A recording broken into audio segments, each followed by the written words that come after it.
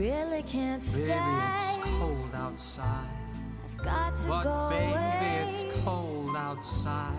This evening has Been hoping that you'd so drop. very nice. I'll hold your hands, they're just like My ice. mother will start Switched for Christmas is a 2017 film by the Hallmark Channel concerning identical twins Kate and Chris Lockhart who, to honor their father's wishes to spend some time together, commit identity fraud as they get up to a bit of tomfoolery. It begins in the dystopic world of the Hallmark movie, a step 40 in nightmare zone where questions of giving, poverty, want, and hope are crushed beneath the dazzle of $10 ribbons, felt-boxed baubles, unopened candy canes, trypophobic potpourri, and Barnes & Noble candles.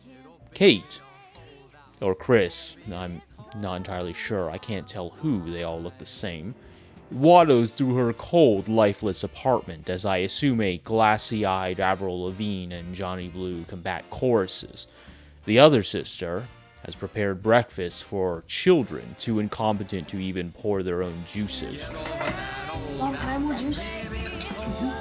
Both Kate and Chris's lives are both lives of wanting, one fresh out of a divorce, unable to fill a seeming vacuity with nothing more than 1960s domesticity, and the other a spinster magpie, wealthy and affluent, but only materially so.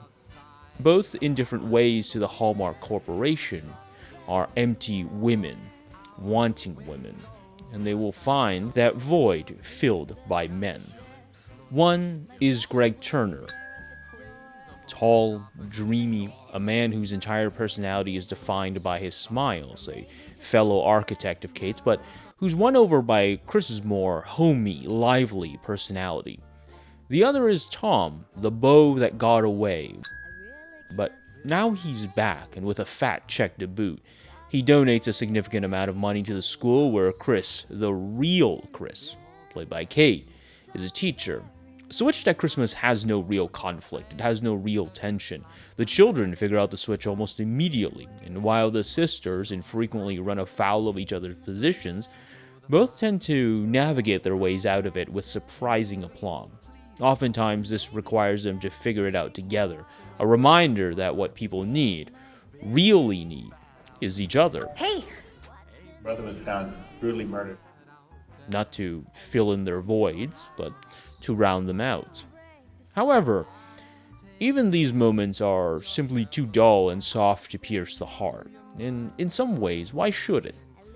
Switched at Christmas is the ultimate Christmas movie, not in terms of something you sit down and watch, but you leave on. It's the film equivalent of an electric fireplace, crackling with noise for the sake of ambiance.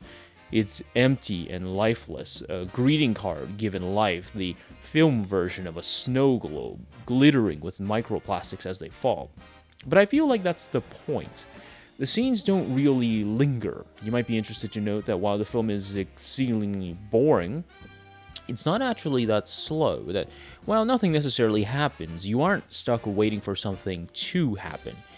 And that's because the film is quite well edited on a mesostructural level. Things are always moving. You set up a scene, you have a moment or two, and you throw out a joke that offends and challenges nobody and nothing, and then you move on.